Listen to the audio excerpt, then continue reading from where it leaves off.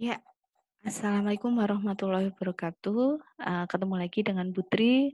Untuk hari ini kita akan membahas tentang mekanisme tubuh manusia terhadap penyakit infeksi. Ini hampir sama kayak inflamasi ya, peradangan. Oke, di sini definisinya penyakit infeksi merupakan penyakit yang disebabkan oleh mikropatogen dan bersifat sangat dinamis. Saya ulangi bahwa penyakit infeksi ini adalah penyakit yang disebabkan oleh mikropatogen. Mikropatogen itu siapa saja? Ya bakteri, virus, jamur, protozoa, dan bersifat sangat dinamis. Kenapa dinamis? Dinamis itu artinya berubah-ubah ya, tergantung banyak faktor, entah itu dari agennya, dari hostnya, maupun dari lingkungan. Terus selanjutnya proses terjadinya penyakit disebabkan karena adanya interaksi antara agen atau faktor penyebab penyakit, manusia sebagai penjamu atau host, dan faktor lingkungan yang mendukung. Jadi yang namanya penyakit infeksi juga interaksi interaksi antara faktor penyebabnya, entah itu bakteri, virus, jamur, terus manusia, kita sebagai penjamu atau hostnya yang diserang oleh bakteri, virus, jamur tadi, dan adanya faktor lingkungan yang mendukung. Nantinya ketika ada mikroorganisme yang masuk ke jaringan tubuh, itu akan menyebabkan adanya cedera seluler. Lah, nanti tubuh pasti akan berespon ya. Responnya tadi yang kemarin kita sudah bahas bahwa tubuh akan melakukan pertahanan pertama, terus kedua akan radang, barulah yang ketiga adalah pertahanan ketiga dengan limfosit B dan limfosit T. Begitu ya. Jadi ketika ada benda asing otomatis ada respon antigen antibodi. Antigen yang dikenali oleh antibodi tubuh kita. Ini kalau belajar penyakit infeksi ada yang namanya epidemiologi triangle ya. Artinya ada segitiga. Segitiganya ada 3 titik, apa saja? Agen. Agen ini adalah penyebabnya. Ya, penyebab penyebab infeksinya, mikroba tadi. Terus selanjutnya host adalah kita, manusia, dan yang ketiga adalah lingkungan. Pada orang yang sehat, ini segitiga artinya apa sih ini? Dalam ketika ibaratnya ini adalah suatu timbangan, ya ini adalah timbangan yang seimbang, ya. Misalnya dalam keadaan yang seimbang, artinya dalam keadaan yang sehat. Jadi di sini eee, misalnya sistem imunnya bagus, terus bakterinya banyak, tapi imunnya bagus, terus lingkungannya bersih, sehat, terus kena sinar matahari, ya otomatis manusia tetap dalam kondisi yang sehat. Terus selanjutnya adalah ini penjelasan yang tadi, bahwa yang pertama adalah penjamu atau host atau kita, manusia. Penjamu manusia atau makhluk hidup lainnya termasuk burung, arthropoda itu eee ini ya, termasuk di dalamnya ada serangga, yang menjadi tempat terjadinya proses alamiah perkembangan penyakit. Ya, jadi yang namanya penjamu atau host itu adalah yang menjadi tempat terjadinya proses alamiah perkembangan penyakit dan ini dipengaruhi oleh umur, jenis kelamin, ras, genetik, anatomi tubuh, dan status gizi ya. Umur pada anak kecil sama lansia sistem imunnya turun, otomatis lebih mudah sakit, gitu ya. Laki-laki, perempuan tergantung pola hidup kalau ini mah ya. Kalau laki-laki merokok terus perempuannya stresan misalnya ya otomatis jadi gampang sakit atau pola hidup yang tidak sehat ini dipengaruhi oleh itu. Terus genetik ketika ibu saya DM otomatis saya punya gen untuk DM juga. Terus anatomi tubuh itu maksudnya ketika ada bayi lahir dengan kelainan misalnya apa sih jantungnya, pintunya bocor, pintunya rusak, ya otomatis akan mempengaruhi apa sih mekanisme imun tubuhnya. Status gizi jelas ya, ketika orang kurang gizi, gizinya kurang ya otomatis jadi lebih mudah untuk sakit. Terus selanjutnya adalah penyebab. Penyebab ini kan tadi bakteri, virus, jamur ya. Suatu unsur organisme hidup atau kuman infektif yang dapat menyebabkan terjadinya suatu penyakit ya. Ini adalah yang disebut sebagai agen penyebab itu adalah bisa berupa unsur organisme hidup atau kuman yang menyebabkan terjadinya suatu, penyakit. Ini nanti ada unsur biologi, nutrisi, kimia, dan, fisika dan dipengaruhi oleh, gaya hidup. Terus selanjutnya adalah faktor lingkungan. Faktor lingkungan di sini adalah, semua faktor luar ya dari suatu individu yang dapat berupa lingkungan fisik, biologi, dan, sosial. Lingkungan fisik apa? Fisik itu misalnya adalah, cahaya, ya kan, terus suhu, terus lingkungan biologis itu terkait dengan bersih tidaknya, lingkungan, dan lingkungan sosial itu terkait dengan kondisi, ekonomi.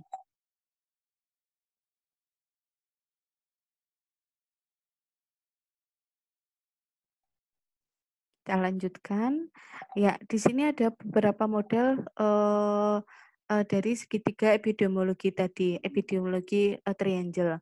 Model yang pertama, di sini kemampuan agen, meningkat ya. Agen mendapat kemudahan untuk menimbulkan penyakit, terjadi pada penyakit infeksi dari, muncul, strain baru dari agen, misalnya mutasi pada virus, influenza. Jadi pada model satu itu bisa saja kemampuan agennya meningkat entah dari virulensinya, dari antigenetisnya, ataupun dari kemampuan si apa, agennya tadi untuk melekat, dia punya banyak, fimbria atau rambut-rambut yang akhirnya jadi mudah nempel di tubuh manusia. Ini adalah model, eee, yang pertama. Jadi si agen ini lebih berat ya, mudeng ya, jadi Si kalau misalnya, lebih, banyak, ini adalah model yang, pertama. Makanya kalau lebih berat ya otomatis yang host-nya jadi di atas, yang agen jadi, di bawah. Mudeng ya? Bisa dipahami ya? Jangan sampai, "Oh model satu kan agennya meningkat, harusnya agennya yang di atas ini." Enggak, justru karena dia banyak, dia berat, otomatis ya timbangan akan bergerak ke arah dia, sementara yang lemah ini akan berada di atas, ya, sambil membayangkan mainan di tempat TK atau anak-anak. Terus selanjutnya adalah model yang kedua. Model yang kedua adalah, eee adanya peningkatan kepekaan host terhadap suatu penyakit, perubahan komposisi, penduduk, peningkatan, jumlah penduduk, usia, rentan. Jadi kalau yang di sini model yang kedua ini adalah, host-nya sudah bagus ya, jadi manusianya udah bagus, dia sudah ada kepekaan terhadap, suatu penyakit, oh berarti di sini, ibaratnya pencegahan dirinya bagus, PHBS-nya, bagus. Begitu ya? Ya. Terus model yang ketiga ini adalah, eee, ketidakseimbangan disebabkan bergesernya lingkungan yang memberatkan host. Jadi ini lingkungan yang berubah, bukan masalah penyebabnya atau penjamunya, tapi yang menyebabkan, adanya penyakit ini adalah karena, lingkungan. Pergeseran atau perubahan kualitas lingkungan merugikan atau menyebabkan menurunnya daya tahan tubuh. Contohnya adanya pencemaran udara yang akhirnya membuat saluran nafas menjadi menyempit, mudah terkena infeksi. Jadi yang model ketiga ini, itu lingkungannya ibaratnya kotor sehingga, menyebabkan, host jadi mengalami, perubahan ya, entah itu dari daya tahan tubuh, ya kan. Terus tadi karena ini lingkungannya kotor sehingga mudah menyebabkan terjadinya infeksi. Ini ini yang geser ya, ininya yang posisi yang, geser. Terus selanjutnya adalah model yang keempat, pergeseran kualitas lingkungan memberatkan, agennya. Ini agennya yang berubah, terjadi pergeseran kualitas lingkungan, terus contohnya adalah ketika banjir menyebabkan air kotor yang mengandung kuman, terus, lebih banyak masuk ke tubuh, masyarakat. Ya akhirnya sama juga, jadi mudah terjadi, infeksi atau, penyakit. Begitu ya, mudeng ya, bisa dipahami ya? Oke. Terus yang pertama adalah, penjelasan lagi dari video yang bukan maaf, dari slide yang tadi bahwa host-host itu kan, manusia ya, yang tempat terjadinya, perkembangan, kuman. Nah, untuk host ini, ada istilah-istilah, ada resistensi, ada imunitas, dan ada infektif. Nah, yang pertama adalah resistensi. Resistensi ini adalah kemampuan dari penjamu untuk bertahan terhadap suatu infeksi. Resisten enggak sering dengar ya istilah resisten, dia resisten obat loh, berarti si pasien, tubuhnya, bakterinya itu, sudah tidak, berpengaruh terhadap dosis obat yang biasanya, ya. Karena dia sudah bisa bertahan terhadap jenis obat tadi, itu artinya resisten. Misalnya, oh pasien itu, resisten terhadap obat, amoxicillin misalnya, ya karena di dalam tubuhnya ada bakteri, bakterinya tidak mati dengan dosis amoxicillin yang 500 miligram, begitu ya. Terus selanjutnya adalah imunitas. Imunitas ini adalah kesanggupan dari host, dari manusia untuk mengembangkan suatu respon imun sehingga tubuh kebal terhadap penyakit tertentu. Terus selanjutnya adalah infectiveness. Ini adalah potensi penjamu yang terinfeksi untuk menularkan penyakit kepada orang lain. Infectiveness itu artinya ketika ada manusia yang sudah terinfeksi, dia kemampuan untuk menularkan, penyakitnya ke orang lain itu seperti apa? Ini adalah infectiveness, resistensi kekebalan, imunitas itu, kesanggupan untuk, mengembangkan suatu respon imun, kekebalan tadi, resisten ini kemampuan bertahan ya. Terus infectiveness ini, potensi penjamu, untuk menularkan ke orang, lain.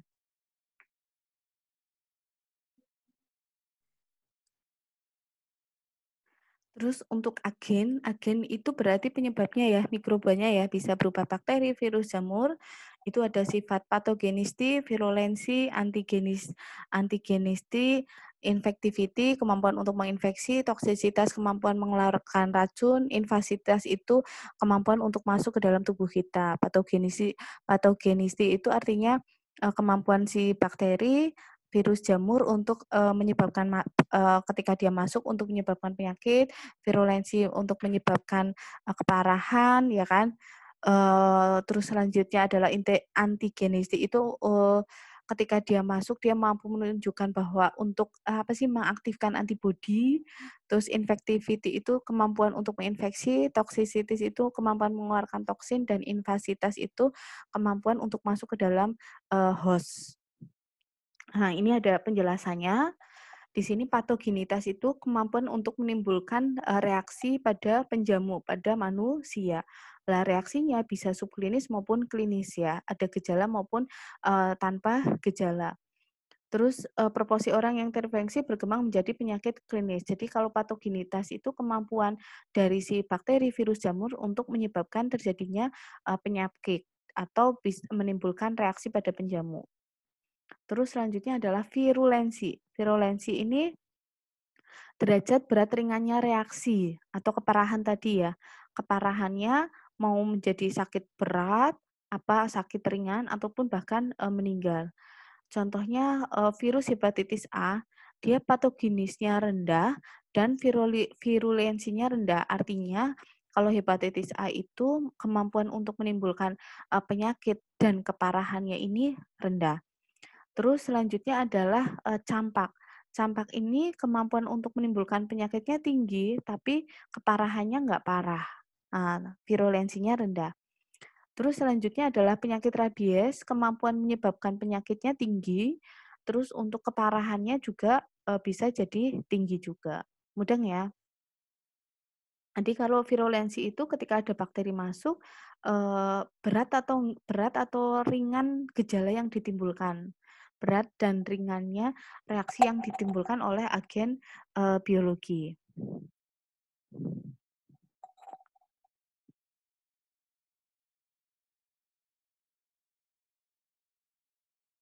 Ya, lanjut patogenitas di sini adalah, kemampuan mikroba, bakteri, virus, jamur untuk, menyebabkan suatu penyakit.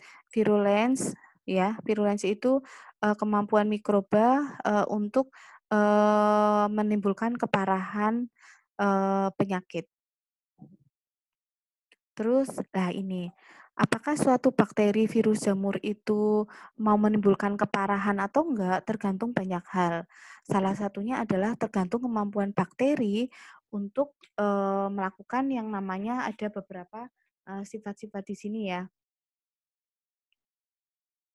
Jadi kalau, virulence itu kemampuan agen untuk menimbulkan keparahan, bisa sakitnya berat maupun bisa menimbulkan, kematian. Nah, ini tergantung pada adesi. Adesi itu artinya kemampuan, bakteri virus jamur untuk kemampuan melekat pada agen. Ya ibaratnya, dia mudah melekat di tubuh manusia nggak sih ibaratnya. Kalau ibaratnya nggak mudah melekat ya otomatis, virulensinya dia rendah. Terus selanjutnya adalah, ini adalah, contoh E. coli yang, mudah menempel di kandung kemih manusia. Kemarin saya udah cerita bahwa E. coli ini adalah bakteri normal yang ada di, usus besar. Cuma kalau ceboknya salah, dia akhirnya masuk ke saluran kemih ya. Misalnya dari uretra, terus naik ke atas ke, kandung kemih. Lah akhirnya si E. coli ini nempel di kandung kemih. Lah kemampuan menempelnya bagus, berarti dia virulensinya, tinggi. Nah, ini misalnya bakteri nempel di, kulit, manusia.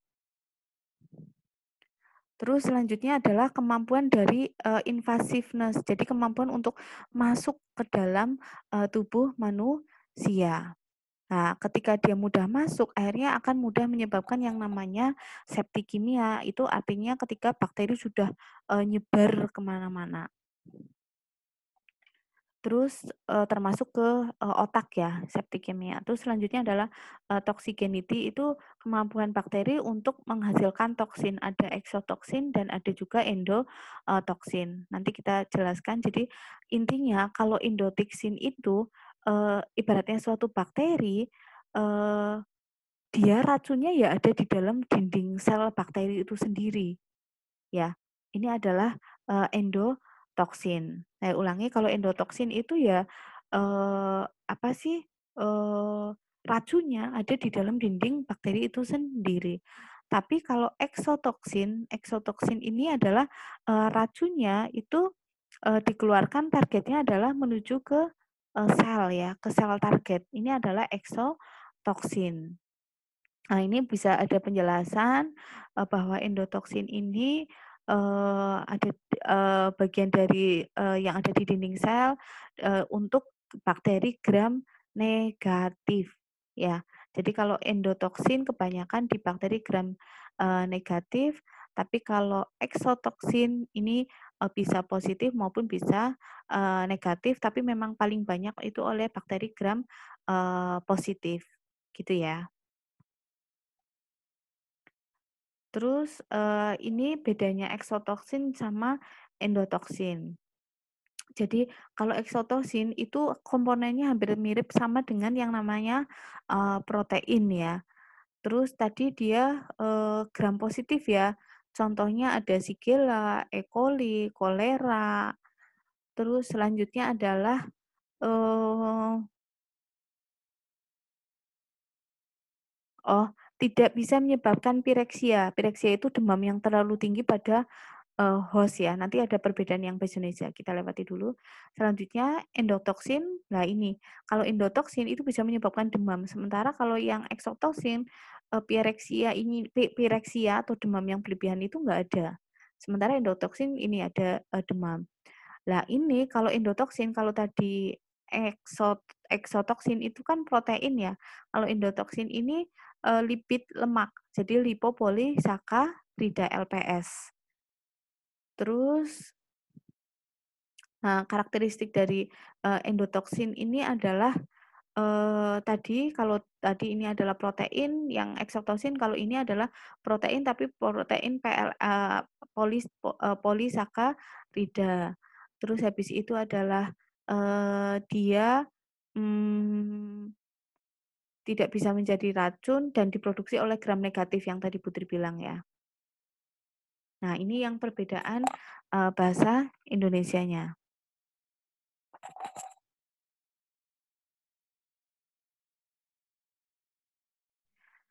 Ini adalah dari komposisi kimiawi. Jadi kalau tadi Putri bilang bahwa komposisi dari eksotoksin ini adalah protein, sementara endotoksin adalah LPS. Apa? lipopolisakarida. Lipo itu lemak, lipid ya. Terus selanjutnya adalah, sumber dari endotoksin, Putri tadi bilang dia berasal dari dinding sel, nempel di dinding sel dari bakteri gram negatif. Terus selanjutnya, kalau eksotosin kebanyakan adalah gram positif, dan eksotosin itu, dihasilkan diproduksi setelah kematian, sel. Selanjutnya ketahanan terhadap panas, endotoksin tidak, tahan panas, sementara kalau eksotosin tidak tahan, panas, kecuali Staphylococcus. Staphylococcus biasanya ini adalah, penyebab infeksi saluran pernapasan. Terus selanjutnya adalah, eee, ini untuk secara imunologi tidak mudah dinetralisi oleh antitoksin sehingga toksid yang efektif tidak, dapat dibuat sebagai imunisasi terhadap toksin. Kalau eksotosin dapat diubah menjadi toksoid ya, dan dinetralisir oleh antitoksin. Terus dosis letal itu besar, dosis letal itu, kalau eksotosin, kecil, terus dosis letal itu untuk mematikannya ya. Toksisitas itu untuk meracuni, endotoksin kemampuannya rendah, kalau eksotosin itu, tinggi, penyebab demam, endotoksin iya, eksotosin, tidak. Terus contoh penyakitnya untuk endotoksin adalah, infeksi saluran kemih ya, tadi disebabkan oleh E. coli contohnya. Terus kalau yang eksotoksin, contohnya penyakit, tetanus, selanjutnya adalah, difteri. Jadi kalau pada prinsipnya kalau, bakteri penghasil, racun endotoksin itu, dia ada racunnya itu ada di dinding, sel dari bakterinya. Sementara kalau eksotoksin itu, dia memang bergerak keluar, jadi dia ada sel, targetnya. Terus selanjutnya adalah, kemampuan dari untuk tadi virulensi itu kemampuan untuk menyebabkan keparahan penyakit, menimbulkan kematian atau tidak, tergantung pada, communicability itu artinya apakah si bakteri itu mudah, apa ya, mudah menyebar atau tidak antara, di dalam host-nya itu mudah menyebar atau enggak. Kalau misalnya dia mudah jalan-jalan, ya otomatis, virulensinya tinggi. Terus, koagulasi itu, kemampuan untuk, mencegah, fagositosis ya. Kalau kemampuan untuk mencegah, fagositosisnya tinggi, ya berarti dia virulensinya, tinggi. Ini contohnya adalah Staphylococcus aureus. Terus fibrinolisin itu, kemampuan untuk, apa sih, menghasilkan benang-benang, fibrin ya. Kalau bakterinya menghasilkan benang-benang fibrinnya bagus, ya otomatis, dia akan jadi, virulensinya yang, tinggi.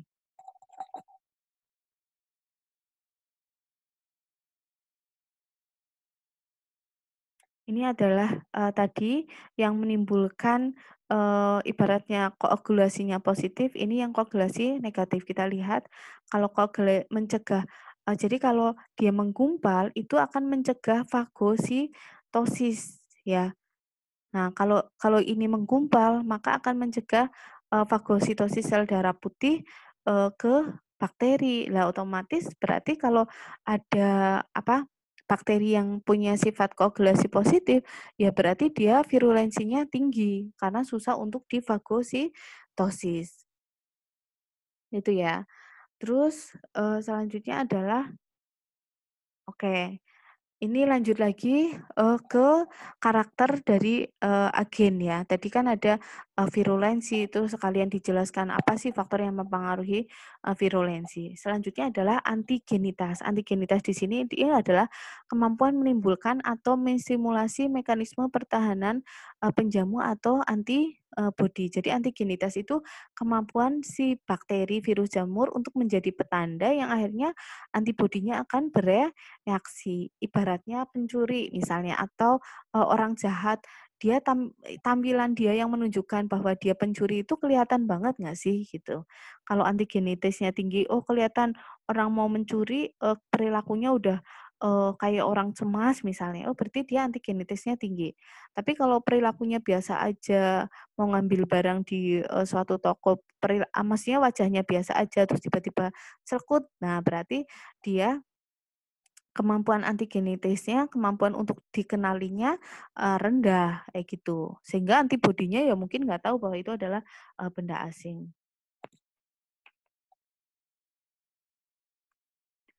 Terus selanjutnya adalah infektivitas, itu kemampuan untuk menginfeksi dari, penjamu, yaitu, kemampuan dari si virus, bakteri untuk menyebabkan infeksi pada, host-nya. Terus selanjutnya adalah toksisitas, itu kesambukan untuk memproduksi reaksi kimia yang tadi, toksin ya, kemampuan untuk memproduksi toksin. Terus mau endotoksin ataupun eksotoksin.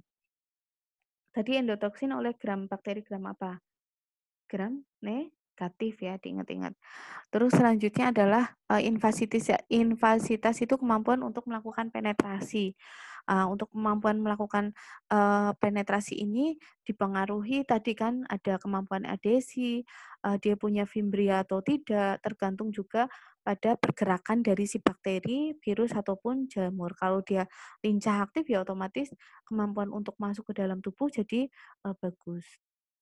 Terus ini adalah penjelasan dari macam-macam, agen, ada bakteri, virus, jamur. Di sini bakteri ini adalah, simpel, dia organisme hidup simpel, terus, selanjutnya, dia, terdiri dari, 1 sel. Dan bakteri ini bisa hidup di air, bisa hidup di tanah, di makanan, bisa juga tumbuh di bagian dari tanaman, binatang, ataupun, tumbuh di, tubuh kita. Ya, jadi kalau bakteri itu hidupnya di mana-mana, makanya terkait, dengan sekarang memang harus, yaitu tadi, pola hidup bersih, sehat. Terus, contohnya di sini ada bakteri, ada tuberkulosis, ada bakteri difteri, tetanus, tipoid, jadi udah mulai, oh kalau sakit TBC itu penyebabnya bakteri gitu, bukan virus. Oh kalau sakit tipes penyebabnya adalah bakteri Salmonella typhi. Terus selanjutnya, dia bakteri tadi sudah dijelaskan bahwa dia menghasilkan toksin, ada endotoksin, ada eksotoksin. Terus selanjutnya adalah virus. Virus ini adalah, patogen yang paling kecil, ini adalah, virus.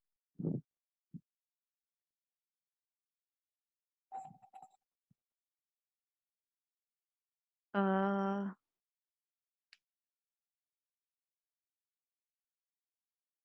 Di sini, virus ini contohnya ada hepatitis, mumps, rubella, termasuk yang lagi in sekarang adalah, corona. Kalau ini adalah virus influenza ya. Jadi ukurannya paling kecil. Nah, eee, dia dapat berkembang biak itu, setelah, masuk ke dalam sel yang, hidup. Terus oke, bedanya bakteri dengan virus, jadi kalau, bakteri tidak perlu tubuh kita untuk berkembang biak, tapi kalau virus, dia butuh inang, butuh kita untuk berkembang, biak. Dan kalau, bakteri itu ketika dia menginfeksi, ya dia hanya ke tempat infeksinya. Tapi kalau virus itu gampang banget, misalnya dia menginfeksi, area perut, tapi dia gampang banget untuk jalan-jalan ke seluruh, tubuh. Tapi kalau bakteri untuk dapat jalan-jalan itu perlu waktu yang, lama. Misalnya, oh obatnya nggak dimakan, sistem imunnya jelek, seperti itu. Mudeng ya bedanya bakteri dengan virus, bakteri ukurannya normal, tapi kalau virus itu organisme terkecil, dia butuh kita untuk berkembang, biak dan dia mudah untuk, mengalami, penyebaran.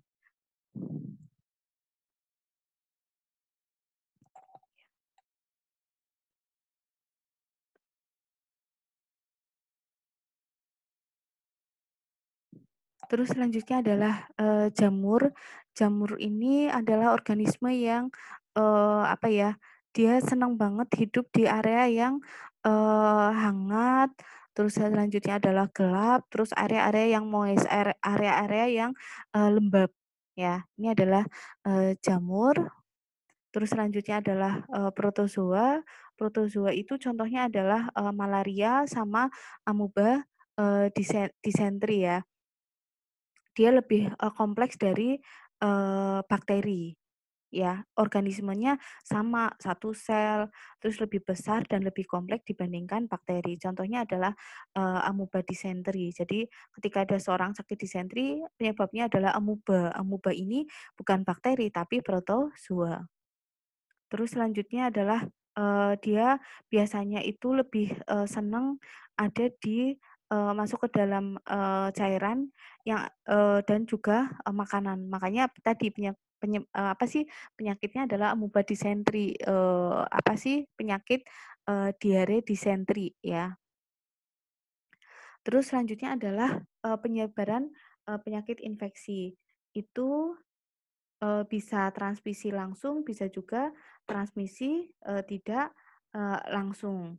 Bagaimana penjelasannya? Kalau transmisi langsung, itu penularan langsung oleh mikroba, langsung masuk ke port entry ya, atau langsung masuk ke penjamunya, ke hostnya.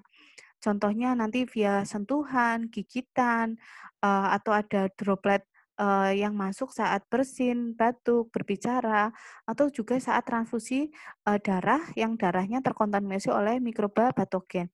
Jadi kalau transfusi langsung dia nggak perlu media, langsung masuk entah itu via sentuhan, via gigitan maupun tadi batuk bersin yang akhirnya masuk ke saluran pernafasan orang lain. Itu adalah transfusi langsung. Mudeng ya? Selanjutnya adalah transmisi tidak langsung. Kalau transmisi tidak langsung berarti dia memerlukan media ya. Dia memerlukan media. Di sini apa? Di sini medianya itu bisa air, makanan maupun binatang atau vektor atau serangga ya. Jadi perlu media perantara.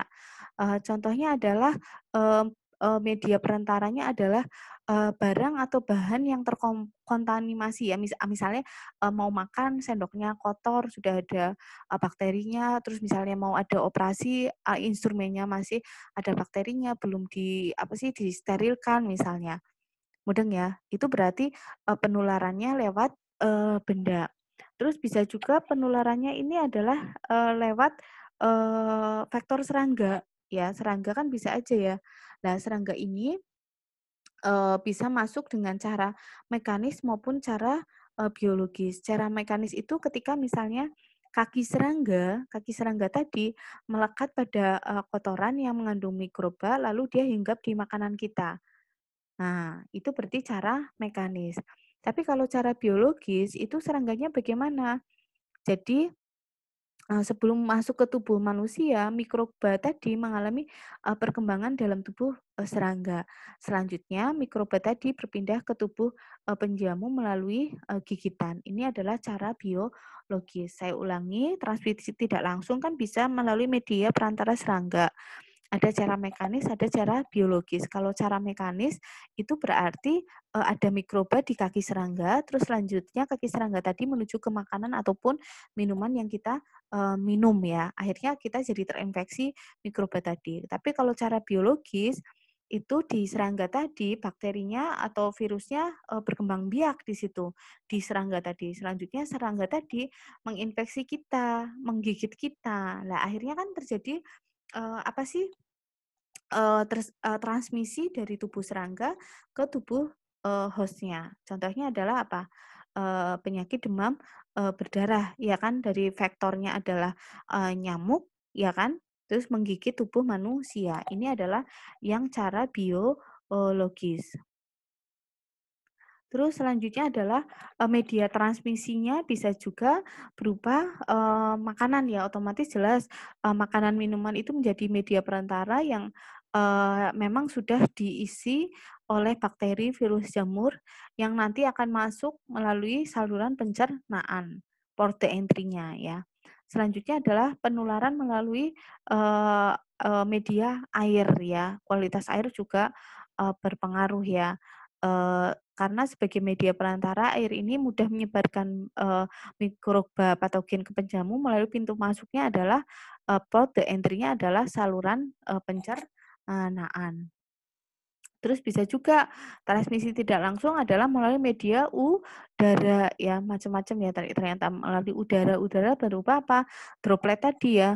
Droplet tadi yang dikeluarkan oleh seseorang yang memang sudah terkena penyakit batuk yang akhirnya dropletnya tadi menyerang ke orang lain, seperti itu. Terus ini adalah skema, rantai penularan infeksi, pertama dari agen dulu mikroorganismenya, bakteri, virus, jamur, terus selanjutnya adalah ke reservoir itu artinya tempat agen hidup. Ya kan kalau tadi bakteri bisa di tanah, bisa di makanan, udara, bisa juga di manusia, bisa juga di air. Terus selanjutnya adalah agen meninggalkan, inangnya, baru dia akan menularkan dari satu tempat ke tempat, yang lain, dia akan masuk ke inang selanjutnya, terus yang inang tadi akan menularkan ke yang lain, ya, yang akhirnya lah ini adalah rantai dari infeksi. Nah, makanya kita sebagai, manusia memiliki pola hidup sehat. Nah, ini bisa menghambat agen di mana, ya di kita sendiri, sehingga otomatis tidak akan menularkan ke tempat yang lain dan mungkin bakteri mah akan jadi, mati. Terus selanjutnya adalah, ciri-ciri, mikroba. Ciri-ciri mikroba di sini adalah, mempertahankan kelangsungan hidupnya dengan cara berkembang, biak.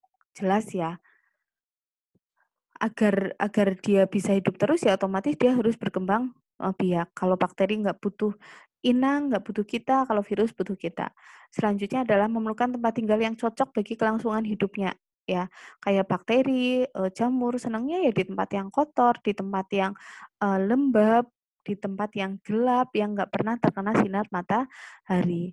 Dan ciri-ciri yang lain adalah dia bergerak dan juga, berpindah, tempat. Terus dengan Fimbrianya tadi. Terus, ini juga bisa karakteristik dari patogen, bakteri itu, dapat masuk ke dalam tubuh manusia, terus selanjutnya adalah, dia harus bisa berkembang biak di jaringan, terus selanjutnya dia bisa merusak jaringan tadi dan bisa juga, apa ya, resisten terhadap, pertahanan dari manusia. Oke, cara mikroba menyerang penjamu. Jadi yang pertama adalah sebelum pindah ke penjamu, ke calon penderita, ke hostnya, mikroba patogen itu hidup dan berkembang biak pada reservoir yang tadi saya bilang ya, yang rantai infeksi tadi, bahwa si bakteri itu kan berkembang biak di reservoir, bisa manusia, bisa binatang, bisa, makanan, bisa minuman, bisa berupa air, bisa di tanah. Nah, terus untuk mencapai penjamu diperlukan adanya mekanisme, penyebaran. Terus selanjutnya untuk masuk ke dalam calon penderita dia perlu port entry, perlu pintu masuk kayak tadi, mau masuk lewat saluran cerna atau mau masuk lewat saluran perkemihan misalnya. Terus nanti selanjutnya apa?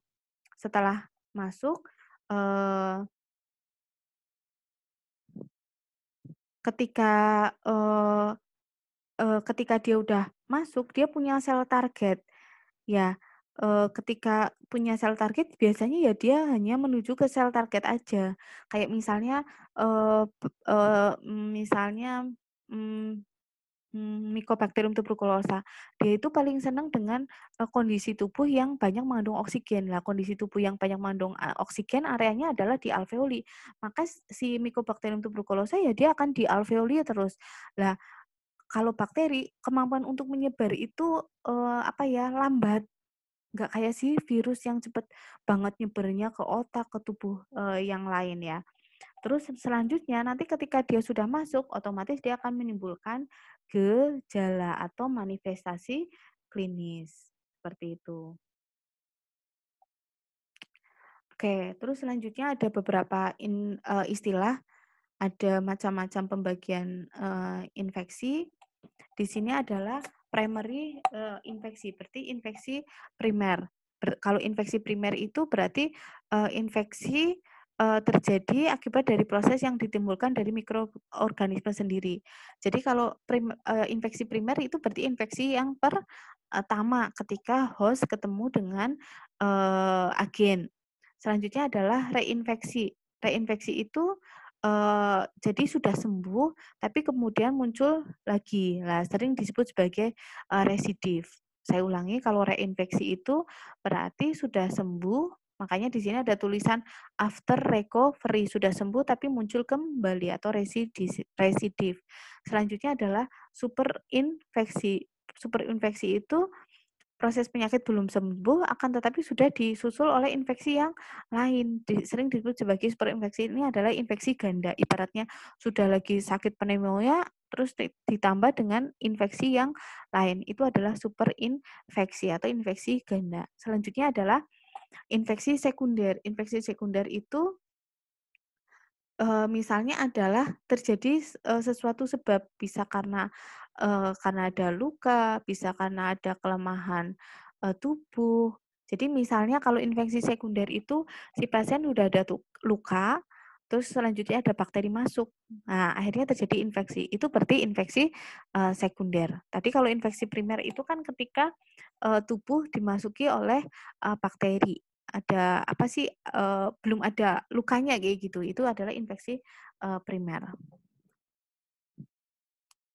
Terus selanjutnya adalah vokal infeksi. Kalau vokal infeksi itu artinya infeksinya, lokal ya, hanya di suatu area. Contohnya, infeksi di usus buntu ataupun di tonsil. Nah, berarti itu adalah infeksi vokal.